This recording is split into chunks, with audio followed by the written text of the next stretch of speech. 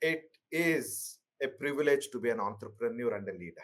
You are a leader, you are an entrepreneur, but your biggest strength comes from your team, not your own domain expertise or the resources that you have, including financial. So, understanding the team from their styles perspective and aligning their strengths and building a complementary team with the humility that we need to work together, and hence the mutual trust and respect is an integral part of how we engage with each other, is an important dimension. And that is what Heartfulness, Adizes leadership program foundation helped me to be grounded. And and this is a role. This is not permanent. A leader is a leadership role, entrepreneur role, right? But your human being on this planet is longish reality that you have even after the role gets over. Hello, everybody. It is my proud privilege to have this conversation with a very dear friend and a brother, Anil, Anil Kumar, SG, actually, to be precise. And I'm going to put him on the dock straight away and say, Anil, rather than me introducing you, why don't you introduce yourself, introduce Samunnati, and the good that you're doing in the world? Thank you, Harpreet Bhai, for uh, calling me over for a chat. Uh, you have given a difficult task of introducing myself, and you made a mistake of giving the mic to an entrepreneur who usually who usually love talking a lot. So, I'm a debit. sorry, before I intro, maybe the entrepreneur has molded himself into being the visionary leader, which you already are. So yeah, let's keep it brief because there's so much Done. more to catch up on. But up to Definitely. you to take it Right. whichever way you want. Go ahead, Anil. Simply put, I'm a debit credit man. 32 years of banking experience, and have been privileged to have an opportunity to work in the rural and agri space for about 30 years, all in all. Happened to become the founder of Samunnati accidentally, the divine, intervention perhaps. Started Samunnati in 2014 with a vision to make markets work for smallholder farmers. Because if you see the agriculture landscape everywhere, without exception, the farmers are usually at the receiving end, and all of them are working. All the players in the agri ecosystem are working off the farmer. How do we change the narrative and put the farmer at the center, farmer at the focus, so that the markets, while doing well, also contribute to the farmers doing well? So that is where the for comes in. And many people say, instead of for, why don't you put with? So for cannot happen without with. So we work with the farmers, we work with the farmer collectives, but the objective is, can all of these benefit the farmer also? That's the most important. That also often the markets forget. Samunnati, at this point in time, is 11-year-old organization. I don't know in your methodology where you keep the organization, but given who we are always in the yo-yo state. That much I can confirm to you. Always reinventing, always discovering ourselves, and always being creative.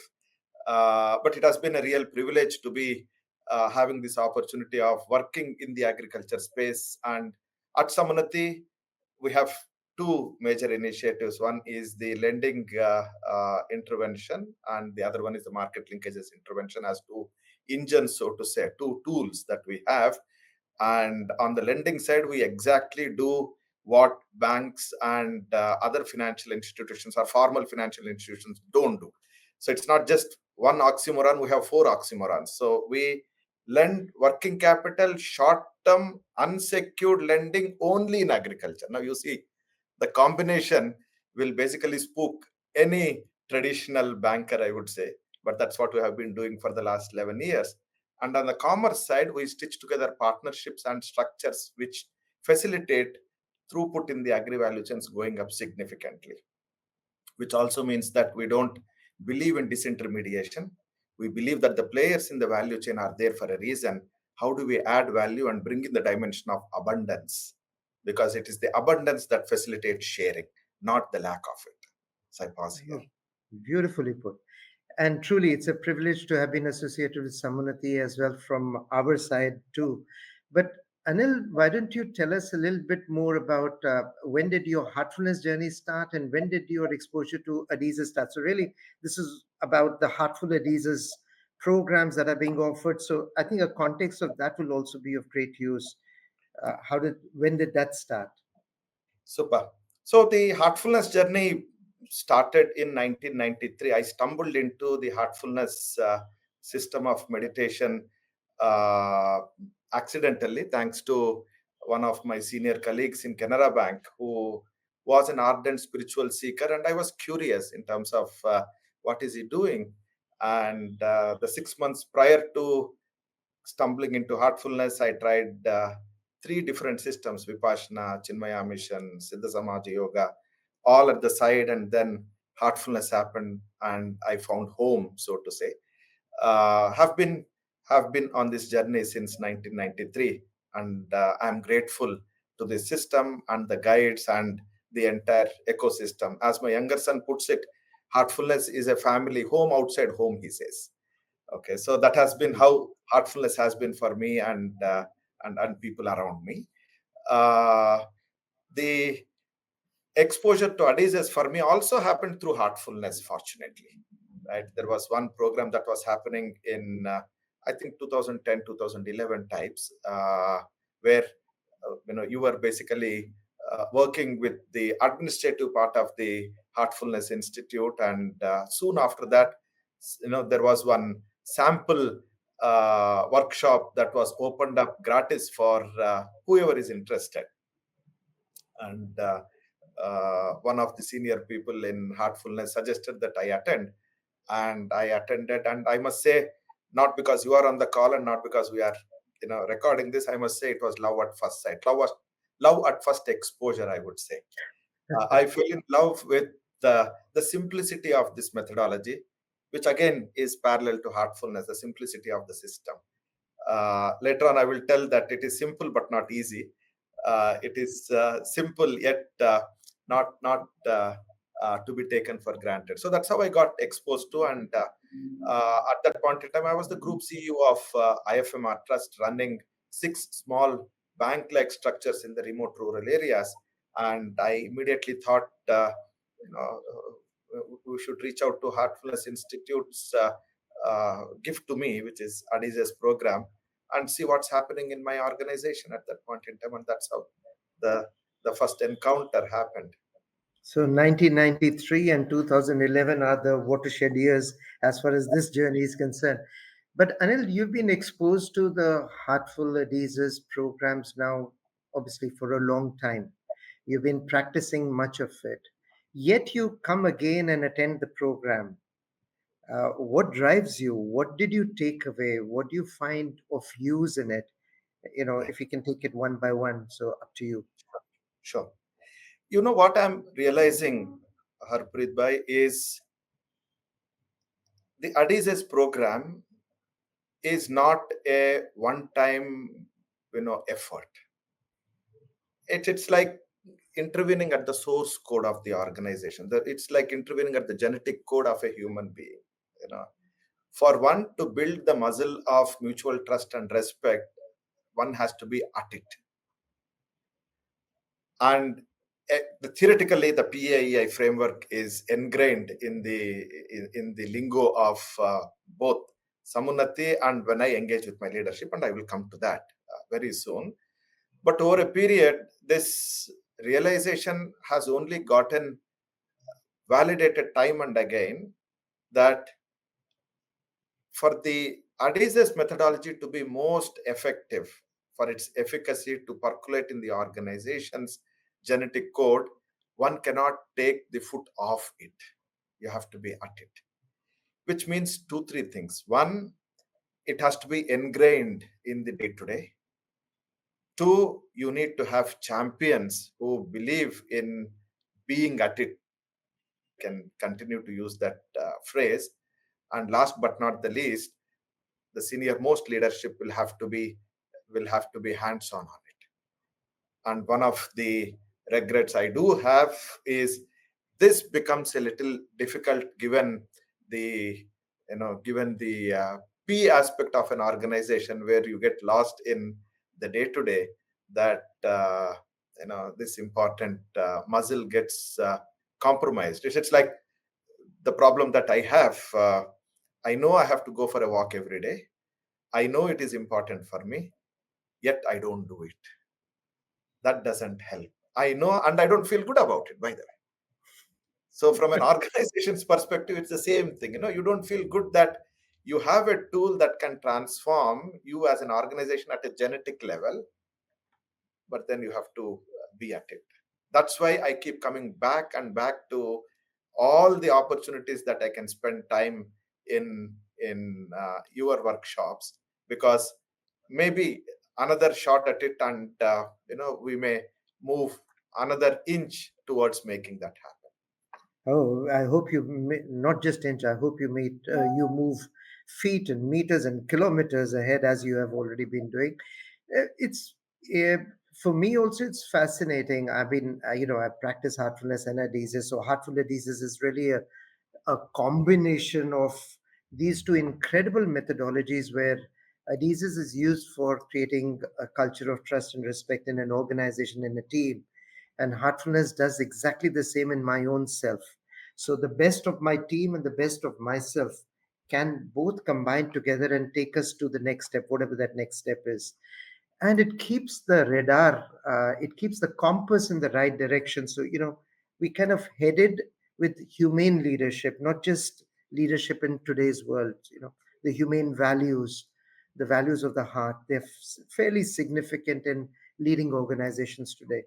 Now, as I see you coming back, and you've been one of our, how can I say, great exponents of Heartful Adizes methodology.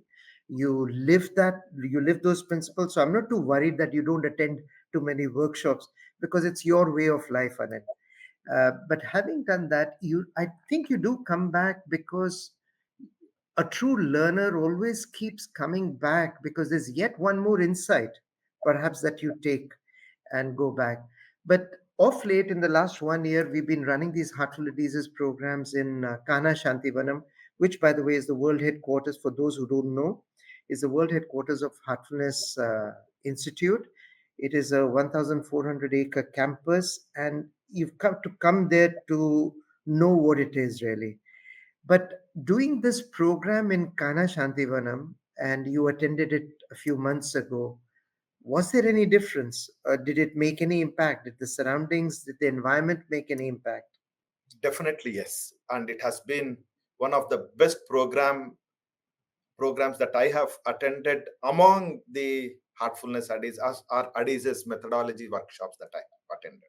I would have attended, Harpreet by maybe 6 or 7 workshops, not counting the smaller workshops that we had between Adizes Institute and Samunnati. The one that I attended at Kanha Shantivanam was significantly different. Right, I'm in agriculture. Right, it's just not about sowing the seed and watering the plant after the germination and rest of it. The soil makes a significant difference. In other words, the environment made a significant difference in terms of how the the insights were captured. For me, there were quite a few insights in the context of both Samunnati and my role in Heartfulness as a volunteer. How do we get things done? Just reflecting on what the remark that you made a short while ago, what I realize is both Adizes methodology and Heartfulness operate at the realm of the feelings, the heart, the intuition. Time and again, I keep questioning myself, how is it that people around me are still around when I'm not a kick-ass boss, if I can use that phraseology, because I don't demand work from people. I can't push people for performance. I can't. That's not my natural self. I I can't hold people accountable for their deliverables, because time and again I put myself in their shoes and feel that they are doing their best. And the best part is, Samunnati's best goodwill ambassadors are the people who have moved on from Samunnati. So I call them as fellow travelers wherever you are, the alumni of Samunnati, right? And all of this is thanks to the heartfulness practice. So now heartfulness and Adizes learning coming together is the best combination, because both of them are not at, at contrast to each other, or at vagaries to each other, or at two sides, but they are integral. Both operate from the realm of feeling, intuition, and heart. Lovely. Can you recall maybe a moment or an inspiration from attending the program that really resonated greatly with you and you found it cathartic or inspirational, whatever is the word, whichever way you responded? One of the biggest insights for me during the Heartful Adizes leadership program was the interplay between the four styles, PAEI. So far, I was looking at PAEI as complementary styles, and you build a complementary team for most effective outcome. But for the first time in this program, what I started realizing is the dynamics between A and E and P and I. For Okay. those who are familiar with the PAEI, I hope you would explain that. Are not familiar, you will explain that. I will not risk doing that. You do that. But the dynamics between these two are different. In my understanding, and that was the eureka moment for me in this program, is the A and E have to be revved up in a balanced manner. When the E is highest, you have the risk of going astray, and hence you have to rev up A little bit. But the moment you rev up A, E suffers. So you have to then go back and rev up E to balance the A. So there is a constant balance between E and A. There is no one engine running at all times. It's always a counterbalance. In the lending business, business is E, credit is A. You make credit stronger, business suffers. You make business stronger, credit suffers. Credit suffers means risk goes up. That's Credit true. becomes stronger, business would not happen. So it's always constant calibration between the accelerator and the brake. Accelerator and the brake, A and D. However, Mm. the Hmm. P and I are constant. They are foundational. Because whether you are revving up A or E, you have to deliver on P. And without people and paying attention, which is I, nothing would work, whichever engine you rev up. Yeah, So for that's me, the insight was P and I are constant, available at all times. It's like breathing. You may be aware, may not be aware, but you know how fundamental breathing is. P and I are that.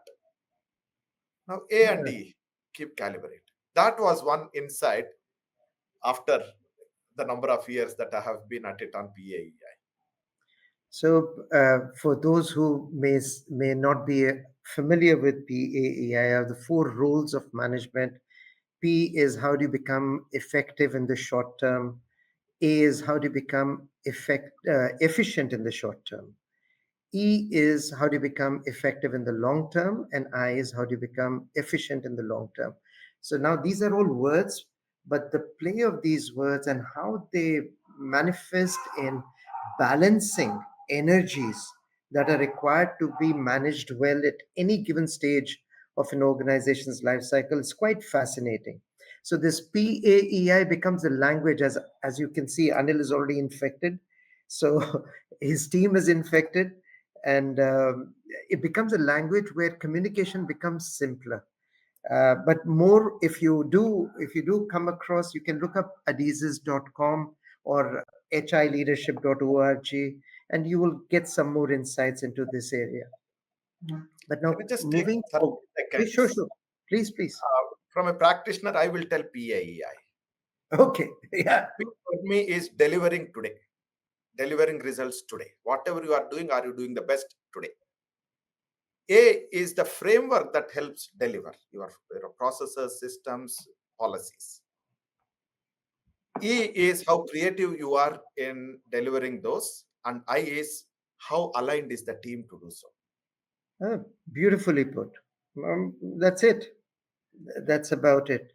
So tell me, your exposure, you peeled the onion quite a bit. Although, as you rightly said, management is complex, business is complex, and every business has its own unique complexities that make it challenging. And throw in the mix of different people in there and their different moods at different points of time or different life cycle stages, and it creates a further cocktail, you can say. So, how have you been able to deliver better on complex decisions in these uncertain times? Which aspect of the program in particular, if you can ascribe to one? Uh, but obviously, it'll be a holistic thing, but any particular thing from the program that helped you deal with the complexity in these uncertain times? The If I have to choose, and for the benefit of the viewers, I must mention here that we are having a free flow conversation. So whatever is occurring to me as we speak is coming straight to you. It's not a scripted or prepared dialogue or conversation. So as I speak, Harpreet bhai, the one that is most significant in this methodology for me is understanding and appreciating the life cycle of an organization. Ah, Everybody wants to be the gold standard in an organization, but it is in the context of where the organization is in the organization's lifestyle. If you expect toddler to behave like a matured adult, your expectations are not right.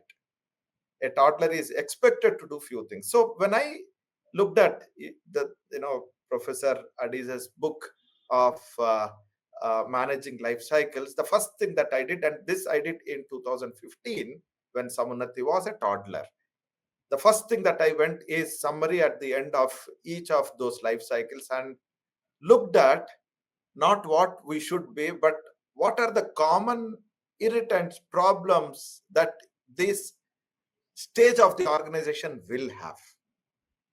That gave me an immense confidence that these are normal. They are not abnormal. I should not be heartbroken or disappointed that why so many problems in the organization, because these are part of growing up as an organization. So time and again, I was looking at whether this problem is pertaining to this life cycle or not, pertaining to this life cycle or not. Wherever there is a problem based on my limited understanding, that it is not pertaining to the purported lifestyle of what my understanding of Samunnati is at, perhaps I pay a little attention. The second one is taking the people away and just dealing with the styles. That is the other big takeaway that I have. Often, when things are not going well, it is human to blame people. Arey, this fellow is not doing well, that fellow is not doing well, right? That's the easiest. But thanks to the Adizes methodology, people have different styles. So it's not about the person not delivering. Maybe I have put the right person in the wrong role, so right? really, it So is this difference. Sorry, go ahead. I didn't mean to interrupt. I the apologize. appreciation for the person becomes better because I'm a firm believer of what Peter Drucker says. The art of leadership is managing strengths so that weaknesses don't matter, or aligning strengths so that weaknesses don't matter. This statement for me is so profound. First and foremost, everybody has strengths. Weaknesses don't matter means everybody have weaknesses. As a leader, it is important for me to appreciate what I should take and what I should not bother about, and then align them for the best outcome. In my organization, I have a very senior leader. In fact, he is more or less like a co-founder for me. He is completely in day to day. He revels in dousing fires. In strategy discussions, he will become subdued, and often you see him almost dozing away. Initially, I used to get really worked up because as a senior leader, you need to be attentive. You being drowsy and dozing away doesn't send right signal to the team. Then I started realizing that this particular format of sitting and talking is not something that this person likes. I am making him sit in a context that he doesn't like. He will doze off. That's his natural reaction or response, right? So those kind of small things will make us become more appreciative of people around us, people around me, so that we ascend. So what I would do is, if it is super critical for a small team to be attentive, I will tell this gentleman, listen, we are going to discuss this. I'm not calling you, but I will brief you later. You do whatever you are doing. So you're so really it's the differentiation of roles from the styles. There are some roles to be performed which are functions that need to be performed, and individuals have a certain style. They have their own traits that they Correct. perform. And how do we differentiate between the two? Very often it gets mixed up. So that's a very profound takeaway. I use it even now, and I by the way, I was introduced to this methodology whilst being a heartfulness practitioner because Dr. Adizes came and ran a workshop for the heartfulness mission, and I happened to be one of the delegates there. So, and at that time I was at a board level of my the company I was working for, large company, $25 billion company, and we were responsible for 43 countries. And first time I heard somebody telling me a tool that I could actually use the next day, and I could actually use it to solve problem. And I know you mentioned this to me in a couple of occasions also, how uh, this very profound framework of predicting implementation. You know, making good decisions. There are thousands of frameworks, and all of them are good. Each one has their pluses and minuses, but they're all good. They all add up. But how do you decide if your decision is implementation worthy? Will it get implemented or not? That framework, when it came through Adizes, was a life game changer for me personally. Did you get the impact of this thing called CAPI, which is really the framework of implementation? Of course, of course, of course. The advantage of knowing CAPI is you know which button to press for things to happen and which team to engage with for buy-in. It will basically dispel the notion that higher a person in the hierarchy of the organization, more power to make things happen. It dispels that misnomer, I Myth. would say. It's Okay, true. it's not true. And what CAPI makes one realize is the humility one needs to have to engage everyone in the organization to make things happen. The other thing that is an outcome of this is people start owning up these decisions, and you need everyone in the organization to make organizational level things happen. So at Yeah. times it is the people on the ground that I need to engage with to make it happen. So true. Right? I mean, imagine a general going to war, attack, and none of the soldiers follow. I mean, you can be a general, you can be a CEO, you can be an MD, but you do need a team, and you're only as good as your team. That is for sure. And this method of implementation or framework to predict implementation is quite profound. And again, we cover it at decent length, quite some length in the program, in the Heartful Adizes Leadership Foundation program. Uh, Many of our friends and people who attended say, why do you call it half? Because the acronym is Heartful Adizes Leadership Foundation. So it is half. And we don't know, it just happened in the way. But I do believe it also signifies that nothing is ever full. There's always some way to go. So at least you're halfway there, and you keep moving ahead. But Anil, moving on to a different thing. I just have one thing to add why it is half Uh, again. okay, go ahead. This methodology can take me to the pond, right? Let's A go. horse can be taken to the pond, Drinking I have to do. That's why I'm saying, the implementation and internalizing it to my organization is something that I have to. So that's half the battle won, because you have found the pond. Now it is easier to drink the water. Now imagine you want to drink the water, you are thirsty, but you don't know where the pond is. That's true. That's a another very nice way to put it.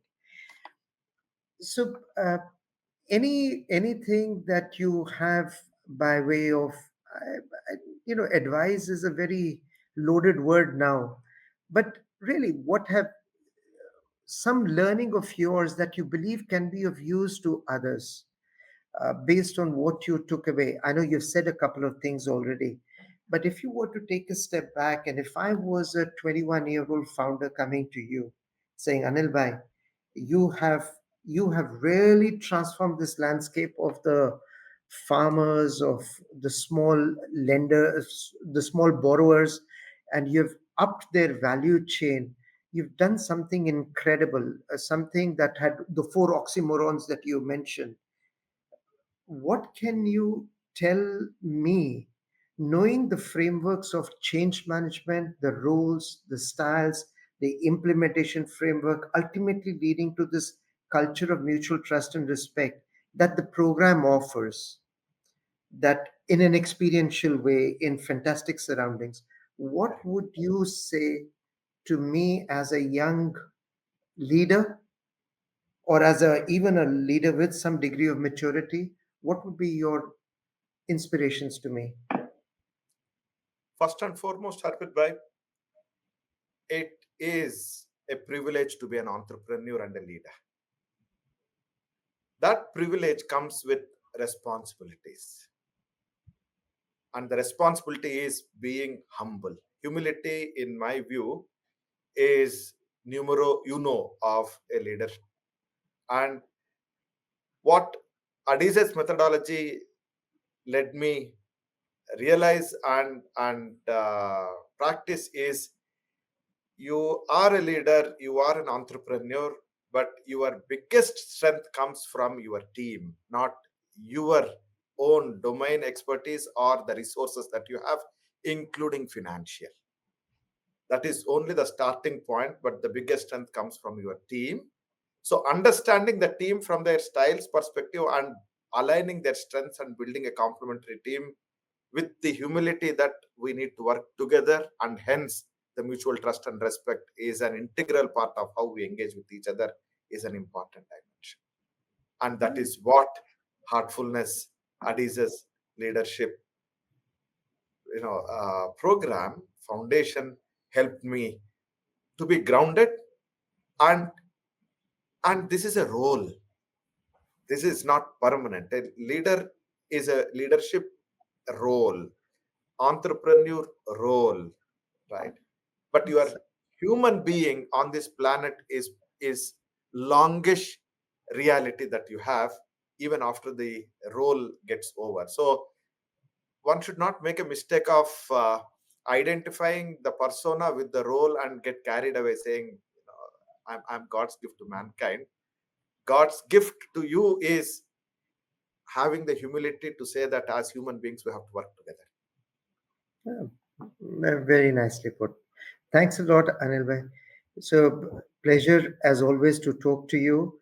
Um Anil Kumar SG, a dear friend, a leader, an entrepreneur, a person who's making impact, significant impact in the farmer, in the agri community, and not just helping the farmer, but helping uplift the entire value chain. We are delighted that the Heartful Adizes program is part of his um, DNA more than anything else. And the fact that he keeps coming back and his team also keeps coming back and learning more and more from these programs is, I would say, is great profit that we take, and great uh, feeling that we have that, yes, in our own way, running this Heartful Adizes Leadership Foundation program, we are also contributing to the good out there for every entrepreneur, for every team, for every leader who wants to do good, who wants to perform well, who wants to take others with them. So In a nutshell, really, the Heartful Adizes community, which is under the Heartful Institute of Leadership, is dedicated to nurturing humane leaders. And the humane leadership really is where you can build trust, where you can balance results with taking teams together, where you can give respect and actually get far more respect and ultimately make a difference to the world. And how do we do this is the program gives you the foundations really, but the practice of those foundations help greatly. That's what everyone tells us. So our programs will be mentioned in the subsequent, there'll be a slide or something like that to tell you what the next program is. I can tell you offhand that the next program is 10th to 12th October in Chennai, in Manapakam in Chennai, and then 28th to 30th November in Kanha Shanti Vanam, which is Hyderabad. Invite anybody to please join that. And with that said, Anil, thanks a lot. Thank you very, very much for your time. A real pleasure to talk to you. And do take care. Thanks. Thank you, Harpreet. On this note, I also want to express my gratitude to Heartfulness Institute of Leadership and the Adizes methodology for playing a significant role in my journey as an entrepreneur and Samunnati's journey as an institution. These have been the anchors and the foundation on which Samunnati is being built. So grateful for all the support. And like any other profound body of knowledge, you cannot read the book once and then say, I have understood it. Understanding better as I mature as an individual. And that's how the Adizes methodology also. As I mature as a leader, my appreciation for the Adizes methodology has only gone up. And so is the Heartful Leadership. Thank you for that. Thank you so much. And Thank looking you. forward to be part of many, many programs going forward. Wonderful note to sign off on. Thanks. Thank you. Thank you.